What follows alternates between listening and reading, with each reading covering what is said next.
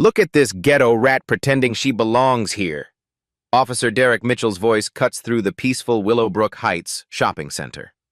His boots pound the asphalt as he approaches the black Mercedes. Judge Valerie Henderson sits inside her car, organizing weekend shopping bags. Her casual weekend attire is elegant but understated. She looks up, confused by the commotion outside her window. Mitchell hammers his flashlight against her glass. His face twists with disgust as he leans down. "Step out of the stolen vehicle, lady," he barks loud enough for everyone to hear. "You're not fooling anyone with that innocent act." Henderson slowly rolls down her window, keeping both hands visible. Her voice remains calm despite the public humiliation unfolding around her. "Officer, I believe there's been some mistake." "The only mistake," Mitchell interrupts, grabbing her door handle, "is thinking you could drive around in a car like this without getting caught." More shoppers pull out phones, recording the escalating confrontation. Have you ever watched someone's dignity get destroyed in seconds? Saturday morning sunlight streams through the tall windows of Judge Valerie Henderson's home study. Law books line the mahogany shelves from floor to ceiling. The leather-bound volumes create a fortress of legal knowledge around her antique desk. Henderson sits reviewing case files, her reading glasses perched on her nose. Steam rises from her coffee mug as she makes notes in precise handwriting. The quiet scratching of her pen fills the peaceful room. A framed photograph catches the morning light.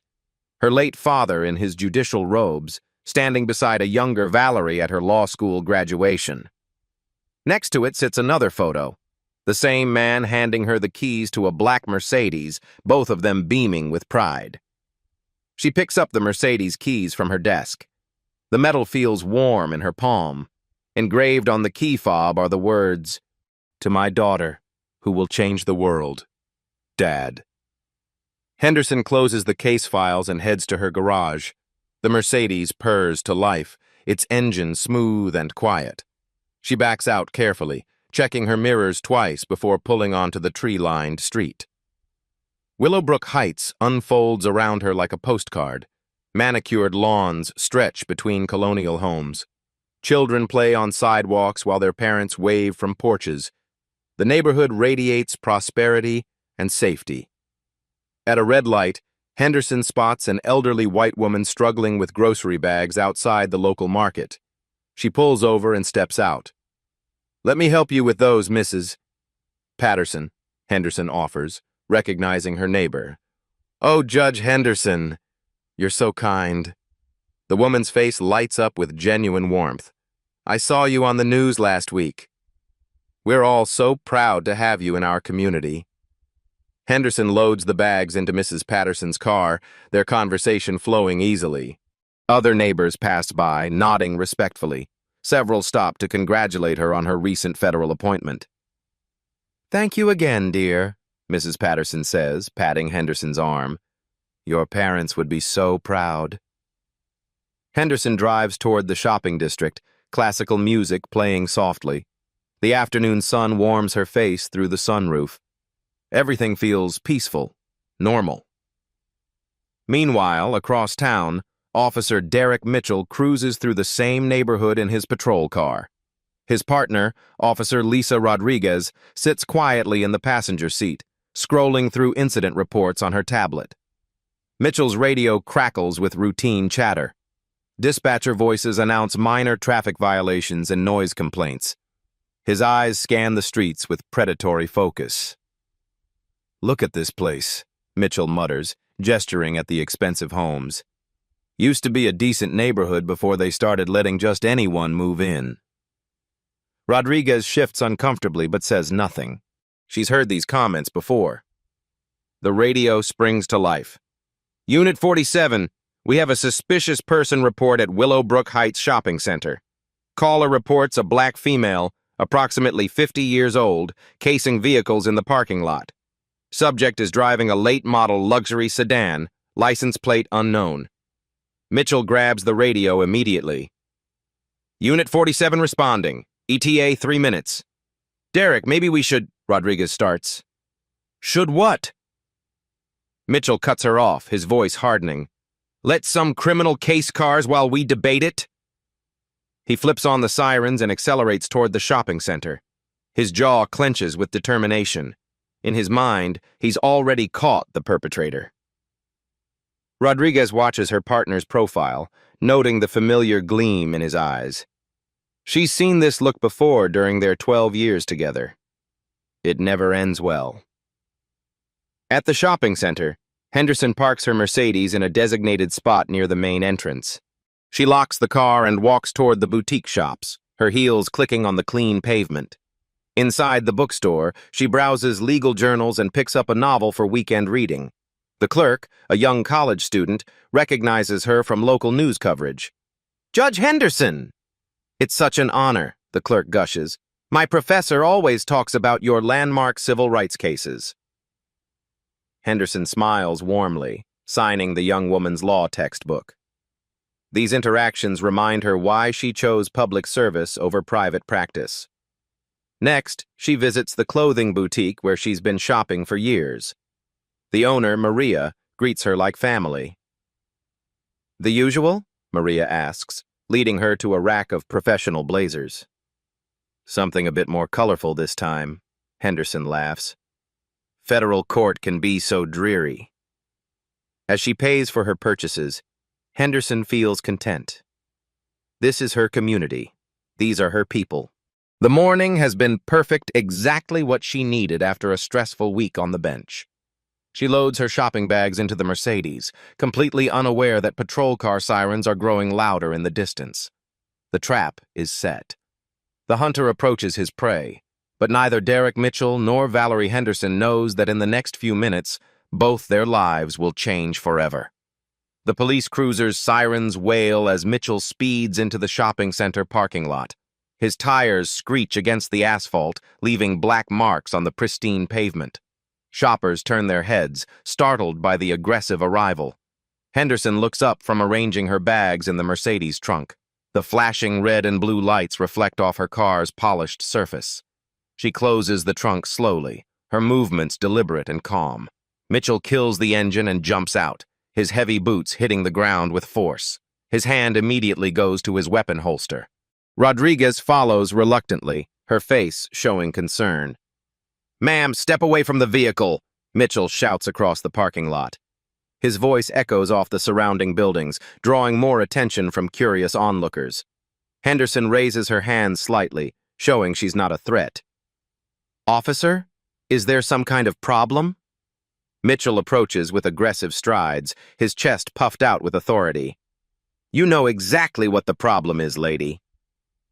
Several shoppers stop their conversations, sensing the tension building. A teenage girl pulls out her phone and starts recording. Her mother tries to pull her away, but the girl resists. "I'm afraid I don't understand," Henderson responds, her voice remaining steady and professional. "Could you please explain why you've stopped me?" Mitchell circles her car like a predator, running his fingers along the paint job. "Nice car. Real nice. Too nice for someone like you, if you ask me." The racist implication hangs in the air like poison.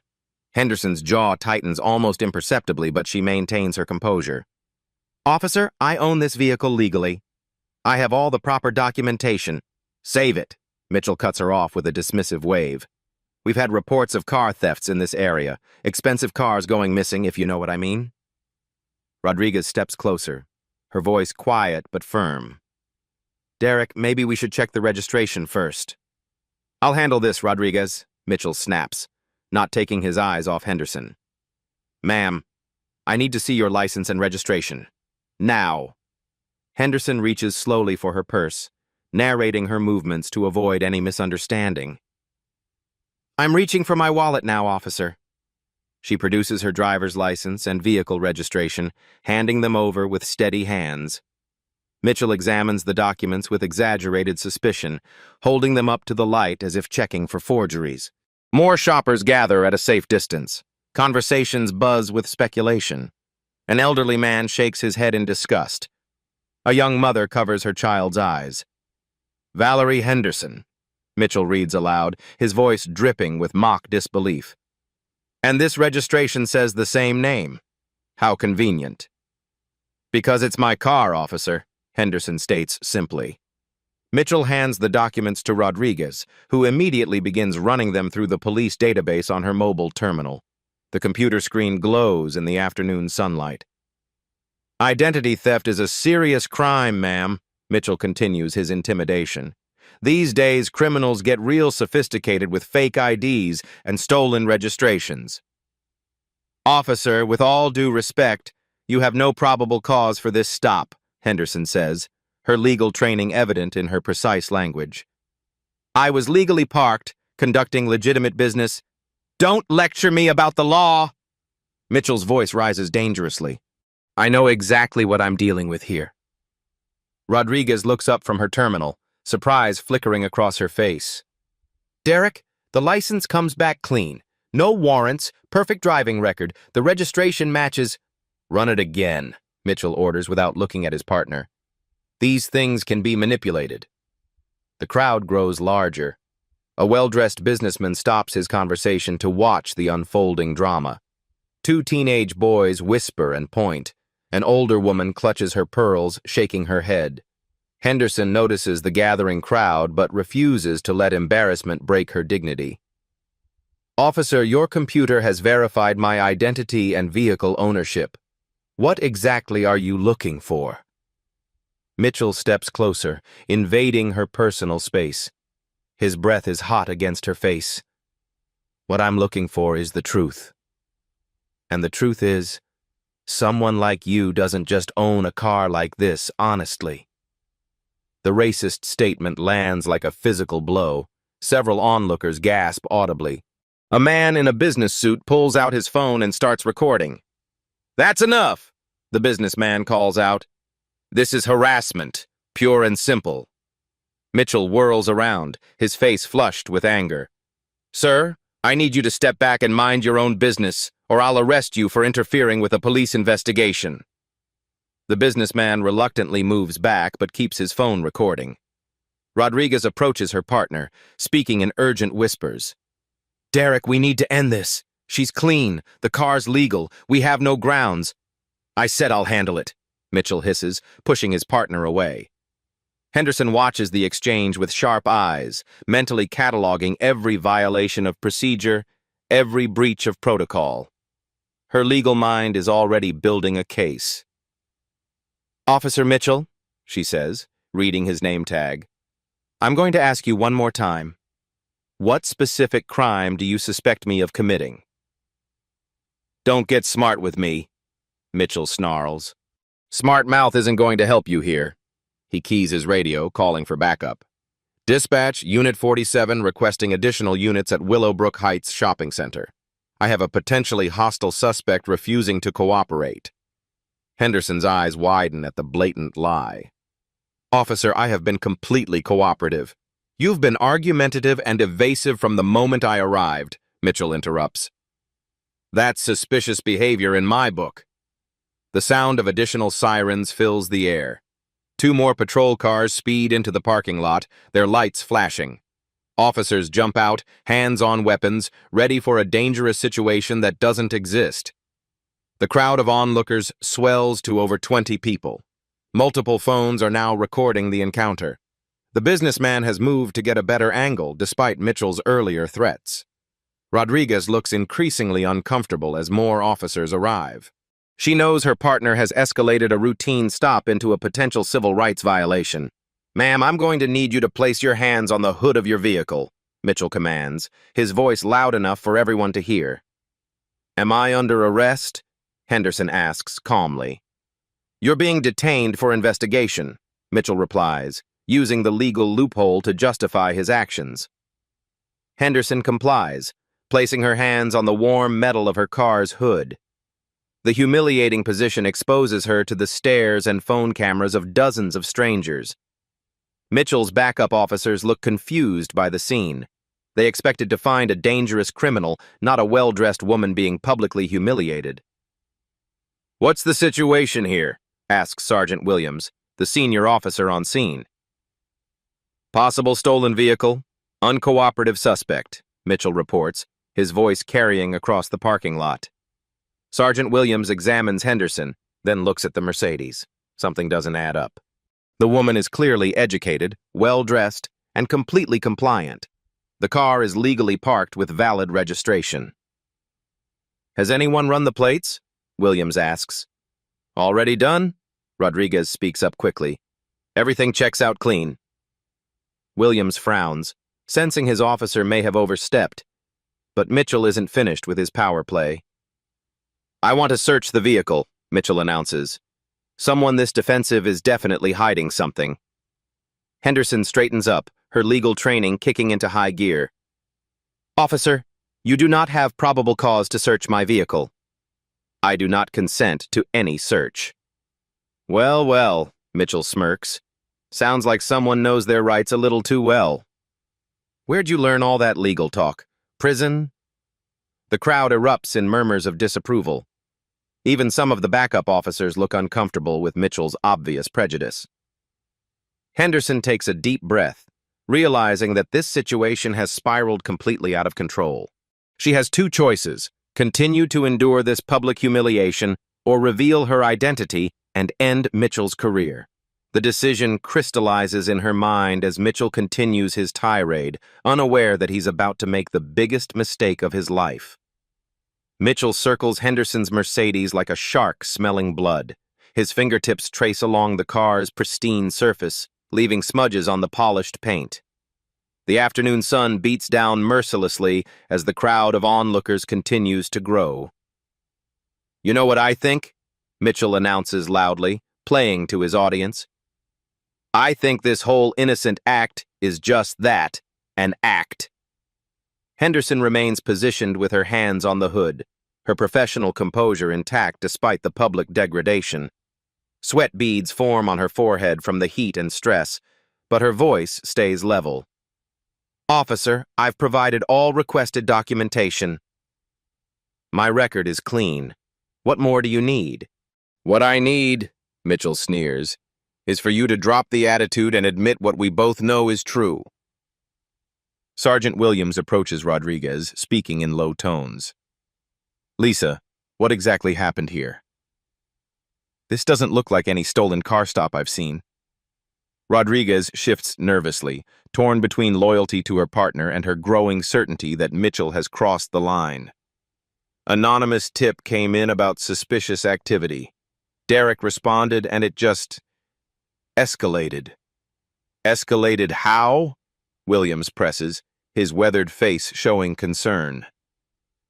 Before Rodriguez can answer, Mitchell's voice booms across the parking lot again. "Ma'am, I'm going to need you to empty all your pockets.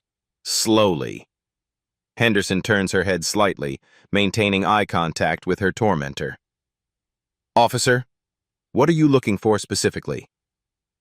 "Drugs, weapons, stolen property, fake IDs. Take your pick," Mitchell responds, his contempt evident to everyone within earshot. He pulls out his own phone and starts taking pictures of Henderson in her humiliating position. A middle-aged black woman in the crowd steps forward, her voice shaking with anger. "This is ridiculous. Can't you see she's done nothing wrong?" Mitchell spins around, his hand moving instinctively toward his weapon.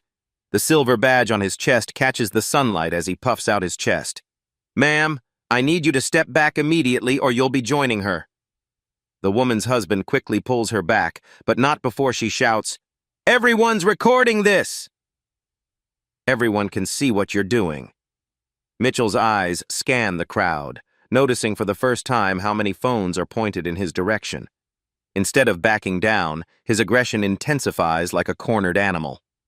"Put those phones away," he barks, spit flying from his mouth. "This is an ongoing police investigation." "We have every right to record in public," calls out the businessman who started filming earlier. His expensive suit and confident demeanor mark him as someone accustomed to authority. "Sir, I warned you once already," Mitchell threatens, taking steps toward the man. His heavy boots thud against the asphalt with each aggressive stride. Henderson uses the distraction to stand up straight, her dignity radiating despite her circumstances. The blazer she wore to look casual now seems almost regal in its simplicity. "Officer Mitchell, This has gone far enough. You have no legal basis for this detention. Mitchell whirls back to face her, his face flushed red with rage. Veins bulge on his forehead as his temper spirals completely out of control. Legal basis? I'll give you legal basis. You're in possession of a vehicle that doesn't belong to someone like you. That's probable cause enough for me. The racist statement hits like a thunderclap. Several people in the crowd gasp audibly. A teenage girl starts crying, overwhelmed by the injustice she's witnessing. Her mother wraps protective arms around her shoulders. Rodriguez can't stay silent any longer. Derek, please.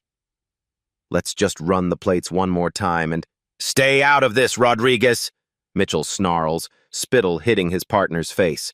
I'm handling it my way. He keys his radio again, the static crackling through the tense air. Dispatch, Unit 47 requesting a K-9 unit for drug detection. Suspect is being uncooperative and evasive. Henderson's legal mind processes the escalating violations of her constitutional rights like a computer cataloging evidence. False imprisonment, racial profiling, illegal detention, harassment, the list grows by the minute. Officer, I want to speak with your supervisor, she states firmly, her voice carrying the authority of someone accustomed to being obeyed. You're looking at him right now, Mitchell lies brazenly, ignoring Sergeant Williams, who stands just 20 feet away, his face growing darker by the minute. Williams finally steps forward, his 23 years of experience telling him this situation has gone completely off the rails. Mitchell, what's the actual status here? Suspected stolen vehicle, sir. Subject refuses to cooperate with the investigation, Mitchell reports, his voice taking on a fake professional tone. Williams looks at Henderson, noting her expensive clothing, perfect posture, and calm demeanor. Then he glances at the documentation Rodriguez is holding. The registration checks out clean? Yes, sir. Clean license, clean record, everything completely legitimate, Rodriguez responds quickly, hoping her supervisor will end this nightmare. Williams frowns deeply, his mustache twitching with disapproval. Mitchell, I think we should wrap this up and— Sir, with all due respect, I'd like to finish my investigation. Mitchell interrupts his superior officer, a breach of protocol that makes Williams's eyes narrow dangerously. The K-9 unit arrives with sirens blaring, adding to the chaos. Officer James Park exits with his German Shepherd, the dog's ears perked up and alert. Park looks confused by the scene before him.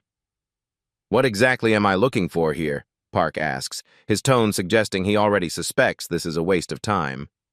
Drugs in the vehicle, Mitchell responds immediately, pointing at the Mercedes like it's evidence of a crime. Henderson's patience finally reaches its breaking point. 2 decades of legal training and judicial experience crystallize into pure authority. I do not consent to any search of my vehicle. You have no warrant, no probable cause, and absolutely no legal justification for this harassment. Harassment! Mitchell's voice rises to near shouting levels, echoing off the surrounding buildings. Lady, I'm trying to protect this community from criminals like you. The crowd erupts in angry murmurs. Several people shout objections. A woman calls out, "Shame on you!" while others express their disgust more colorfully. A young man starts chanting, "Let her go!" Mitchell's backup officers exchange uncomfortable glances. They're beginning to realize their colleague has lost control of the situation entirely.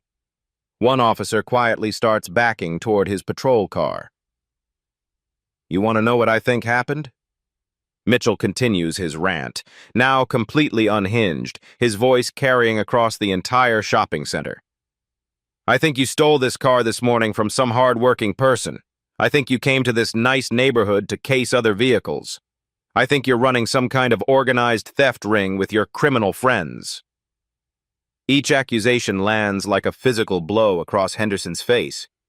But instead of breaking her composure, Mitchell's attacks only strengthen her resolve and sharpen her focus. Officer Mitchell, she says quietly, but her voice carries clearly across the lot with the precision of someone who commands courtrooms. Do you have any actual evidence to support these serious accusations?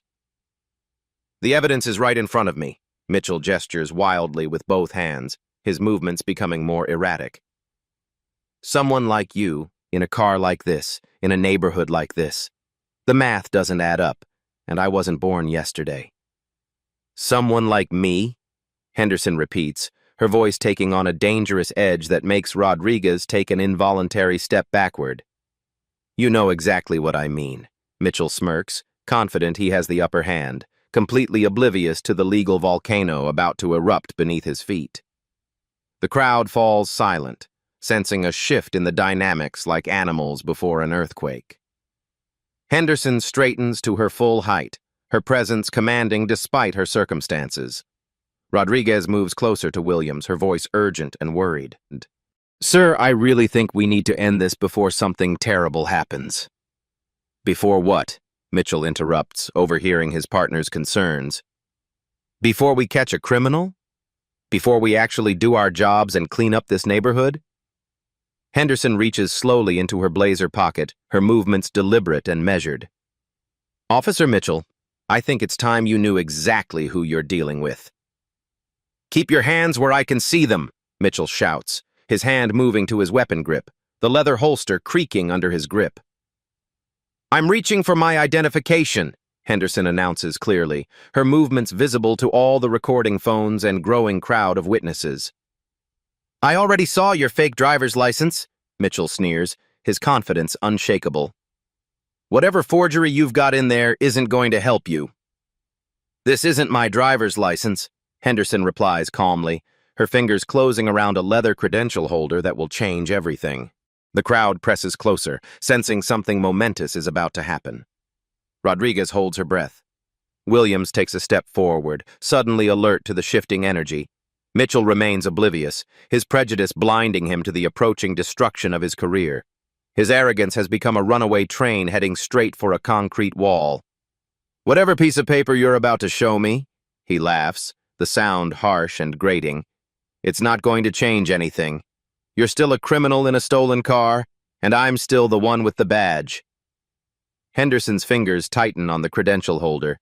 20 years of legal experience have taught her exactly when to reveal her hand.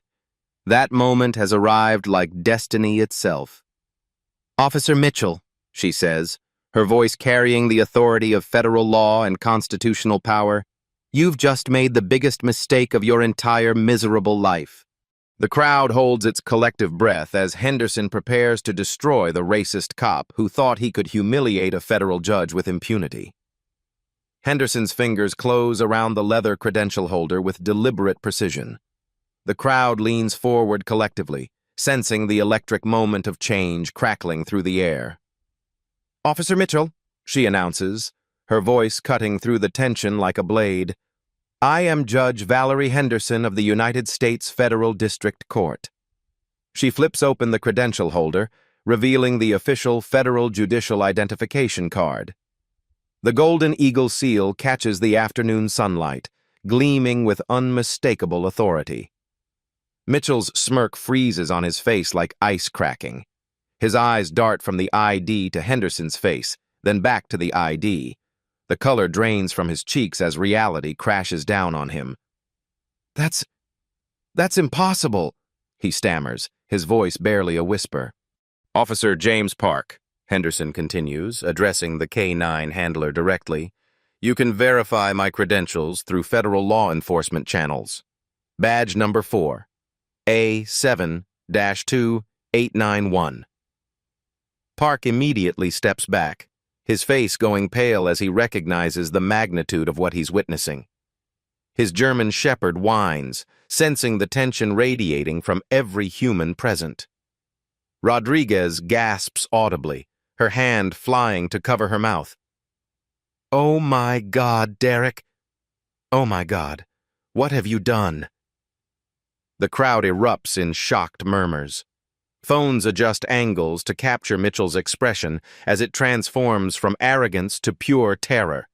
A woman near the front shouts, "He just tried to arrest a federal judge." Sergeant Williams steps forward quickly, his face grave with the understanding that his department is about to face a federal civil rights investigation. Your Honor, I am so deeply sorry. Sergeant Williams, Henderson interrupts, her judicial authority now fully engaged. I need you to secure this scene immediately. All body camera footage must be preserved. All witness contact information must be collected. Williams nods rapidly, pulling out his radio. All units, this is a code blue situation. Secure the perimeter and begin witness documentation immediately.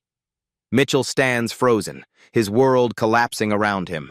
The weapon he'd been so eager to display now feels like a 1,000-pound weight on his hip. His mouth opens and closes like a fish gasping for air. Your Honor, I was just... The call said... He tries to speak, but coherent words fail him. The call said what, exactly?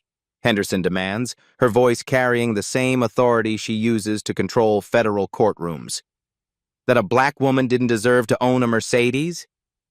The businessman who'd been filming steps closer, his phone capturing every moment. Your Honor, we all witnessed what happened here. This officer made numerous racist statements. Other witnesses begin speaking up, their voices overlapping in a chorus of condemnation. He said she didn't belong here. He kept talking about someone like her. He refused to believe the registration was real. Henderson raises her hand, and the crowd falls silent instantly. 20 years on the federal bench have taught her how to command respect with a simple gesture. Officer Mitchell, she addresses her tormentor directly, you have violated my Fourth Amendment rights, engaged in racial profiling, and conducted an illegal detention. Do you understand the gravity of your actions? Mitchell's legs wobble beneath him. Sweat pours down his face despite the afternoon breeze.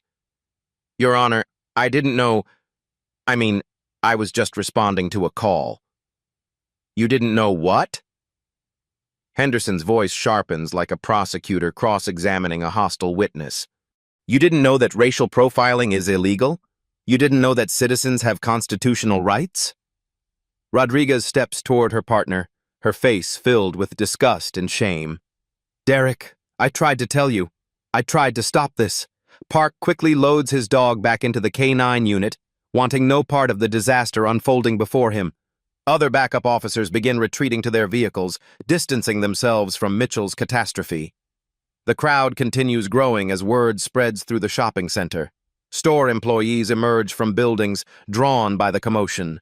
A local news crew, monitoring police scanners, speeds into the parking lot. Henderson straightens her blazer, every inch the federal judge she is. Sergeant Williams, I want Officer Mitchell placed on immediate administrative leave pending a full investigation. Yes, Your Honor. Absolutely, Williams responds, his voice tight with professional embarrassment. Mitchell finally finds his voice, desperation making him bold. Your Honor, please. I have a family. I have kids. This was just a misunderstanding. A misunderstanding?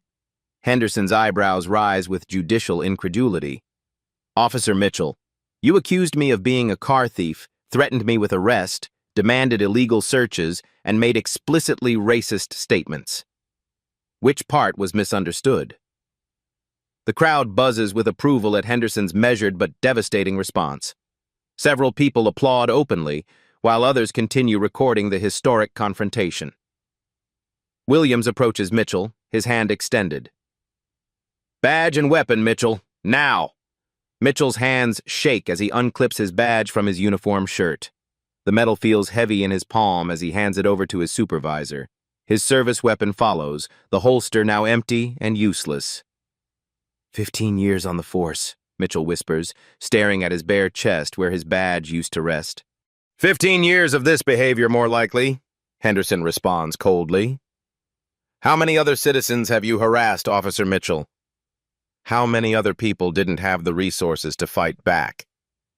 Rodriguez steps forward, her conscience finally clear. Your Honor, there have been complaints. Multiple complaints over the years. They were always dismissed or buried. Williams's face hardens as he realizes the department's liability extends far beyond this single incident. Rodriguez, I'll need a full statement from you. The news crew sets up quickly, their camera operator capturing the scene as the reporter approaches Henderson respectfully. Your Honor, Would you be willing to make a statement? Henderson considers for a moment, then nods. She understands the importance of this moment extending beyond her personal humiliation. What happened here today, she begins, addressing the camera directly, happens to countless Americans who don't have the privilege of judicial credentials to protect them. This must end. Mitchell slumps against a nearby car, the full weight of his destroyed career crushing down on him. His pension, his reputation, his future, all sacrificed for 15 minutes of racist power tripping. The power dynamic has completely reversed. Where once Henderson stood humiliated and powerless, she now commands the scene with absolute authority.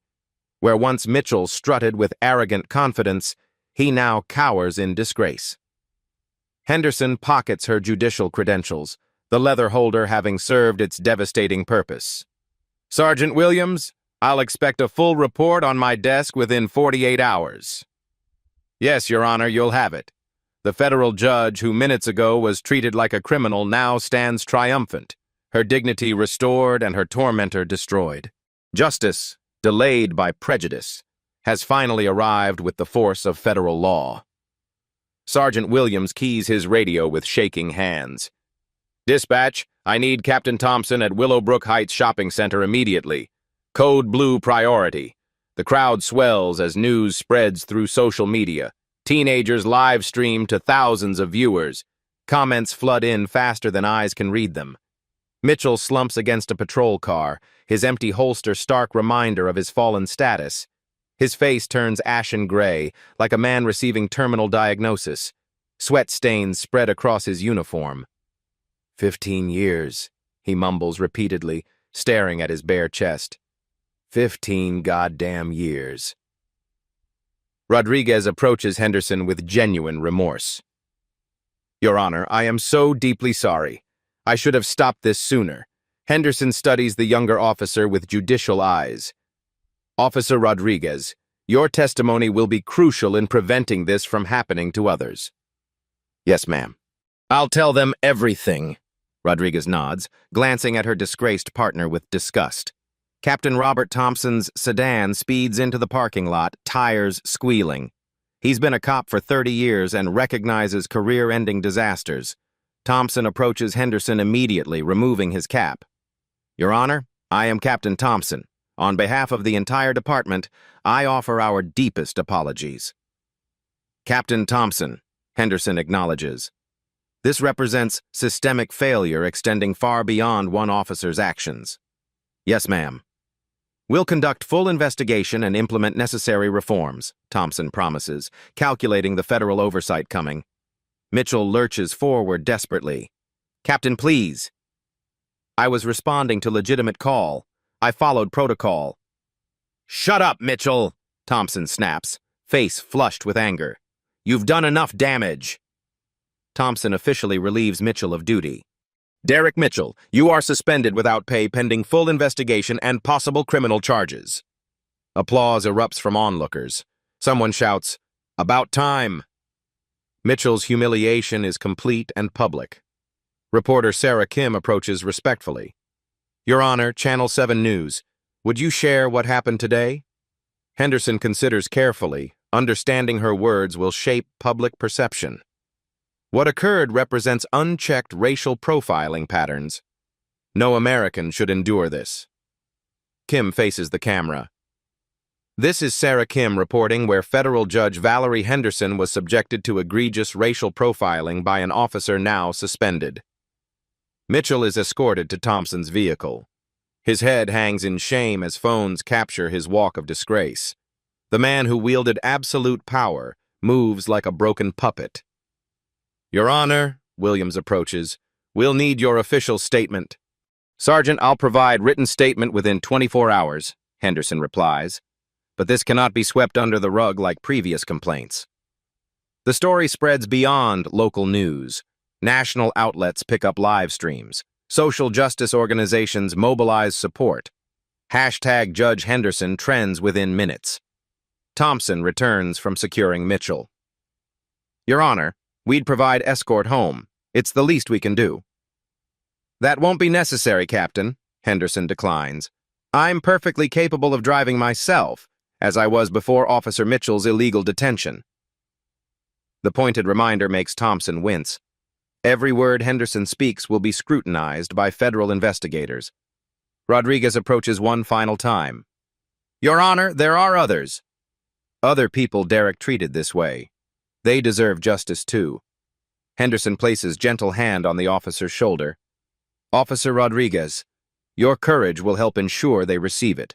Henderson walks toward her Mercedes with renewed dignity. The car that was evidence of supposed criminality now represents vindication. She unlocks the door and slides behind the wheel. She watches Mitchell's final moments as police officer. Thompson's vehicle pulls away, carrying the disgraced cop toward uncertain future of legal battles and public shame. Henderson starts her engine, the Mercedes purring exactly as hours earlier. But everything has changed. She's become symbol of dignity facing injustice. Driving past the crowd, spontaneous applause follows her path. Store employees wave from doorways. The community that witnessed humiliation now celebrates triumph. Immediate consequences are clear. Mitchell's career over, department faces federal scrutiny, Henderson transformed from victim to victor. This is only beginning of larger reckoning reshaping police accountability. 3 weeks after the parking lot confrontation, FBI Special Agent Maria Santos sits across from Henderson in her federal courthouse chambers. Stacks of complaint files cover the mahogany desk like evidence of institutional decay. Your Honor, we've uncovered a pattern spanning Mitchell's entire career, Santos reports grimly.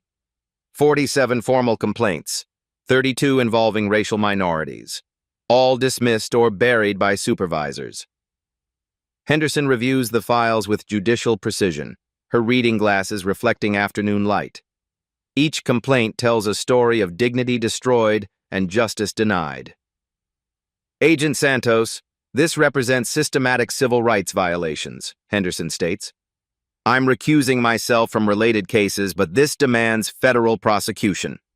The FBI investigation exploded beyond a single incident. Department emails reveal supervisors actively covering up Mitchell's misconduct. Internal affairs reports were altered. Complaint files mysteriously disappeared. Meanwhile, Mitchell sits in his attorney's cramped office, face gaunt from sleepless nights. His lawyer, David Price, spreads legal documents across the scratched desk with little optimism. Derek, federal charges are serious, Price explains. Civil rights violations carry 3 years minimum. The prosecution has video evidence, witness testimony, your own partner testifying against you. Mitchell's hands shake, lighting another cigarette. His police pension is frozen. His wife filed for separation. The newspaper runs daily updates, each headline more damning. How was I supposed to know she was a judge? Mitchell whines, voice cracking. That's exactly the problem, Derek, Price snaps. You shouldn't have treated anyone that way, judge or not. The story ignited national conversations about police accountability.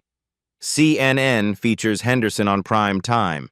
Social media campaigns demand justice. Civil rights organizations rally support coast to coast. In Washington, Department of Justice officials announce federal investigation into the entire police department. Assistant Attorney General Rebecca Torres holds a press conference broadcast nationwide. The behavior witnessed represents unacceptable constitutional violations, Torres declares. Justice Department will pursue all available remedies ensuring accountability. Henderson watches from her chambers, knowing her humiliation sparked systemic change. Her secretary enters with interview requests from national media outlets. Your Honor, 60 Minutes wants weekend interview, Janet reports. Also, NAACP is planning a march in your honor. Schedule the interview, Henderson decides. This story needs reaching every American who's experienced what I endured. At the police station, Captain Thompson faces his own reckoning. Internal affairs investigators occupy conference rooms, interviewing officers about years of covered-up misconduct. Federal funding hangs in balance. Rodriguez sits across from Internal Affairs Detective Sharon Williams, her testimony crucial to multiple cases.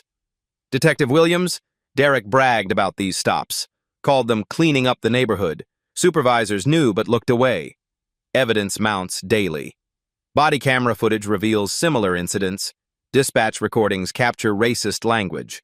Personnel files show complaints systematically buried by commanding officers. Mitchell's victims begin coming forward. James Washington, a black accountant, describes being pulled over 6 times in 2 years. Maria Gonzalez, a Latina teacher, recounts being handcuffed outside her own school. Each story follows the same harassment pattern. Henderson meets with federal prosecutors in a secure conference room. Assistant U.S. Attorney Michael Carter presents the government's case with prosecutorial confidence. "Your Honor, we're filing federal charges under Section 242, Carter explains. Deprivation of rights under color of law. Mitchell faces 3 years mandatory minimum, possible 5-year maximum. What about supervisors who enabled this behavior? Henderson asks pointedly. Separate charges for conspiracy and obstruction of justice, Carter confirms. This corruption goes straight to the top. The trial begins 6 months later in Henderson's own courthouse, though she's recused. Judge Patricia Wong takes the case, ensuring fair proceedings despite intense media attention. Mitchell enters the courtroom looking 20 years older, hair grayed from stress. His family sits in back, faces masked with grief and embarrassment. Prosecutor Carter addresses the jury with devastating precision. Ladies and gentlemen, the defendant didn't just violate Judge Henderson's rights. He violated the constitutional promise that all Americans are equal under law. Video evidence plays on courtroom monitors. Mitchell's racist statements echo through the chamber. Jurors watch his aggressive behavior, faces showing disgust and disbelief.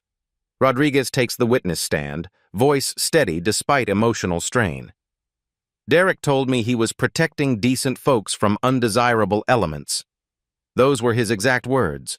Defense attorney Price struggles with an impossible case. His client's actions are recorded, witnessed, indefensible. The best he manages is pleading for mercy. My client made terrible mistakes, Price admits, but destroying his life won't undo harm caused. The prosecution presents 47 complaint files, each representing another victim. Expert witnesses testify about systemic racism in policing. Community members share their own racial profiling experiences. Henderson testifies on the trial's final day, judicial authority lending weight to every word. She describes the humiliation, dignity violation, constitutional assault she endured. I had the privilege of credentials that protected me, Henderson tells the jury. Most Americans facing similar treatment have no such defense. This trial is about protecting them. The jury deliberates 90 minutes, barely enough time to elect a foreman. Their verdict is swift and unanimous, guilty on all federal charges. Judge Wong sentences Mitchell to 4 years federal prison, maximum allowable under guidelines. Mr. Mitchell, you betrayed your oath, violated the Constitution, damaged community trust. This sentence reflects your crime's gravity. Mitchell collapses as the gavel falls. His attorney steadies him while bailiffs prepare handcuffs. The man who once wielded authority now faces years behind bars. Outside the courthouse, Henderson addresses gathered media one final time. This verdict sends a clear message. No one is above the law, and no American is beneath its protection. The department faces federal oversight for the next decade. New training programs focus on constitutional rights and bias awareness. Body cameras become mandatory. A civilian oversight board gains real investigative power. Rodriguez, promoted to detective after courageous testimony, leads the department's new community policing initiative. She works daily rebuilding trust between officers and residents. Mitchell begins serving sentence at a federal facility 3 states away. Fellow inmates know his story. Corrupt cops don't fare well in prison. He spends days in protective custody, contemplating racist attitudes that destroyed his life. The broader impact resonates nationwide. Police departments review complaint procedures. Federal investigators examine similar patterns in other cities. Henderson's case becomes required study in law enforcement academies. Justice, long delayed by institutional racism, has finally arrived with federal law's full force. The system that failed so many victims has been reformed, ensuring Mitchell's crimes represent an era's end rather than business as usual. 6 months later, Judge Henderson sits in her federal chambers, reviewing a civil rights case remarkably similar to her own experience. Afternoon sunlight streams through tall windows, illuminating legal briefs that now carry profound personal meaning. Her desk holds a framed photograph from last week's police academy graduation. She stands beside 30 new officers who completed enhanced bias training, a program born from her parking lot confrontation.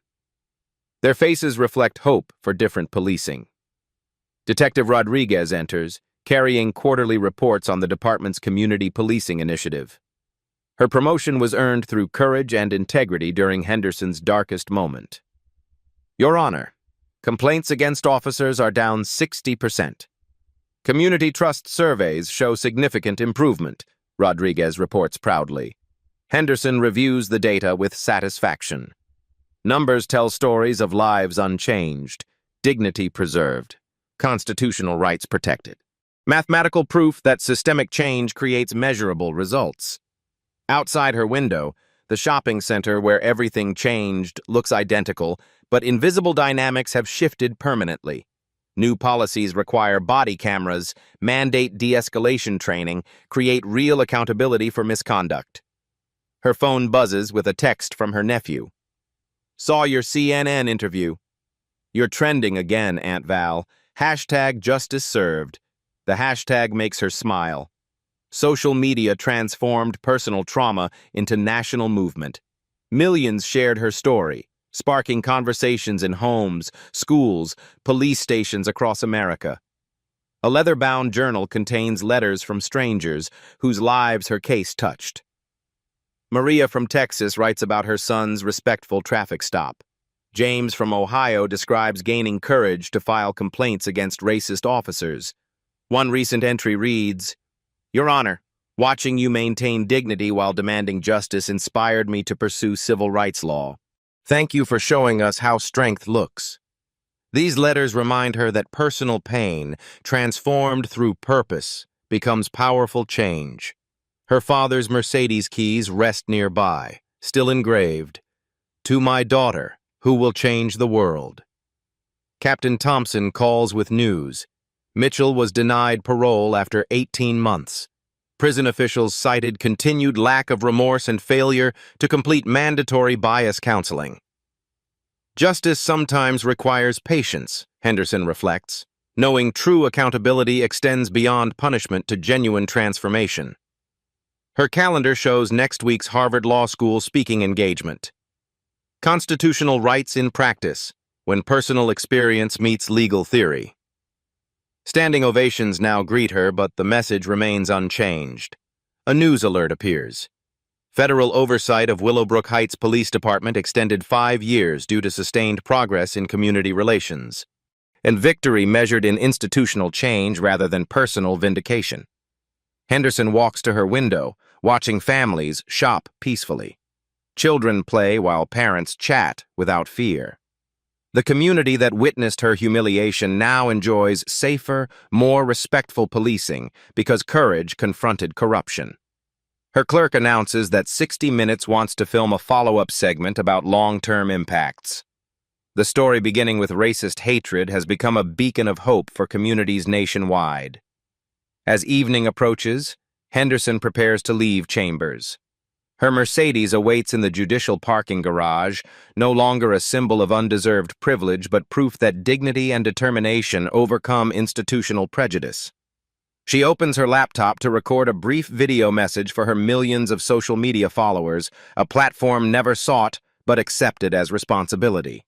Friends, she begins, looking directly into camera. 6 months ago, a racist police officer tried to destroy my dignity in a shopping center parking lot. Today, that same lot represents hope for equal justice under law. She pauses, choosing words carefully.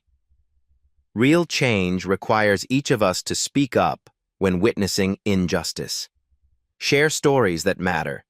Demand accountability from those in power. Transform your pain into purpose. The video concludes with her signature message: no one is above the law, and no American is beneath its protection. Together, we ensure justice isn't just an ideal, it's reality for every citizen. Henderson posts the video, watching immediate responses flood her notifications. Hearts, shares, comments expressing gratitude and determination.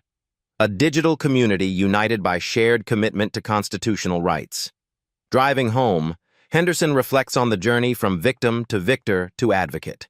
Her father's gift, the Mercedes that nearly became evidence of supposed criminality, now carries her toward a future where skin color doesn't determine law enforcement treatment. The sun sets behind her as she turns into her driveway, golden light reflecting off the car that changed everything. Tomorrow brings new cases, new challenges, new opportunities to bend justice's arc toward equality. She parks beside family photos in her garage, the same images from months ago. But everything has changed. She has changed. America has changed. One conversation, one case, one courage at a time. Share this story if you believe equal justice matters. Comment with your experiences. Subscribe for police reform updates. Follow for more stories of ordinary people creating extraordinary change. In a country where a federal judge can be treated like a criminal because of her race, what does that say about justice in America? More importantly, what are you going to do to change it? Remember, dignity isn't given, it's claimed. Justice isn't guaranteed, it's demanded. Change isn't inevitable, it's earned. The garage door closes as Henderson enters her home, ready to rest before tomorrow's continued fight for constitutional equality and human dignity. The story you heard today wasn't cleaned up. It was told exactly as it happened. At Black Voices Uncut, we believe that's the only way truth can live. If you felt something, hit like, comment, and your reaction, and subscribe. Every week, we bring you voices that refuse to be silenced.